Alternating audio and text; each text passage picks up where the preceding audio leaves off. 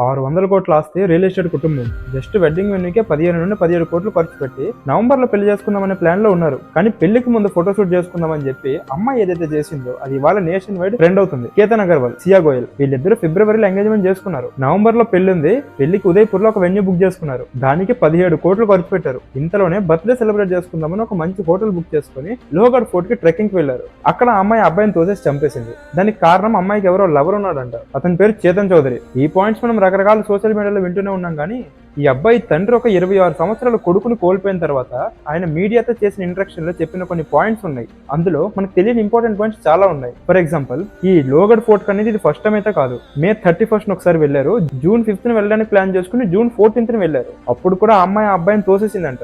ఎలాగో అబ్బాయి చెట్టు సహాయంతో బతికి బయటపడ్డాడు. మీరు నమ్మరు, ఇది జరిగిన ఇంకో 4 రోజుల తర్వాత అమ్మాయి మళ్ళీ అక్కడికి వెళ్లి అబ్బాయిని తోసేసింది. ప్రస్తుతం వీళ్ళిద్దరు అరెస్ట్ అయ్యారు, పోలీస్ కస్టడీలో ఉన్నారు. కానీ అసలు ఈ కేసు ఎలా బయటపడిందో తెలుసా?